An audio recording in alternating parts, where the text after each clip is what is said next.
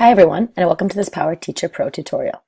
In this tutorial, we're going to go over the general interface of PowerTeacher Pro, how to log in, view your classes, sort your classes in different ways with custom names, adjust the size, and browse our district categories. The first thing you'll need to do is log into PowerTeacher Pro,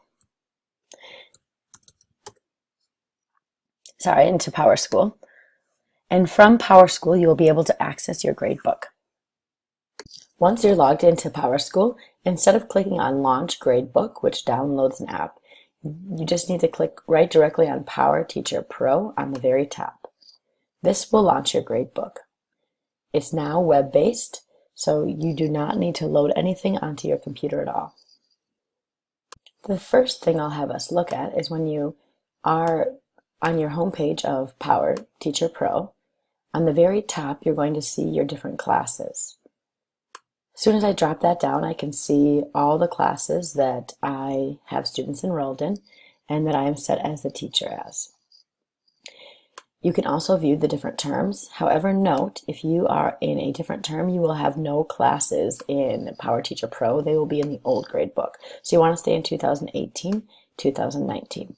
You can also click on the Groups tab, and this will group your classes if you teach both elementary and secondary, or if you teach sciences and math.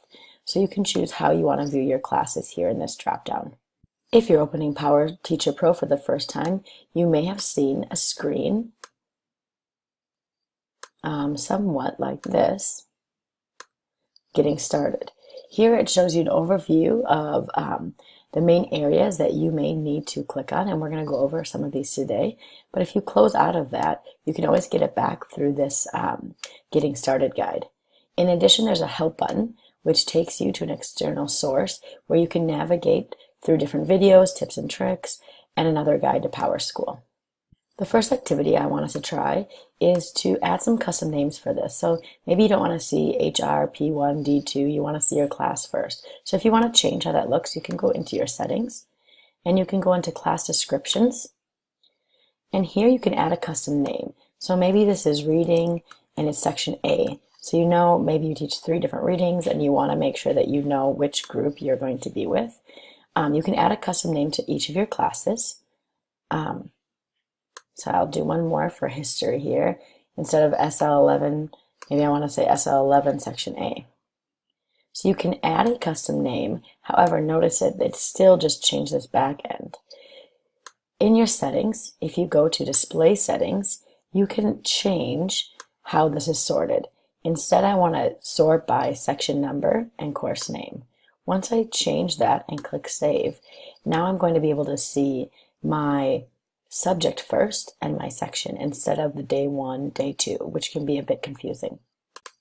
Another general tip within the user interface is under your name, you can change the size of the icons and the size of the screen. So if you want to see more things, you can click small, medium, or even large. So that's really nice to toggle through once you're looking more at your score sheet and your gradebook, because things may not appear that you do want to see on one full screen. So always remember, on your name, you can change the view small, medium, and large.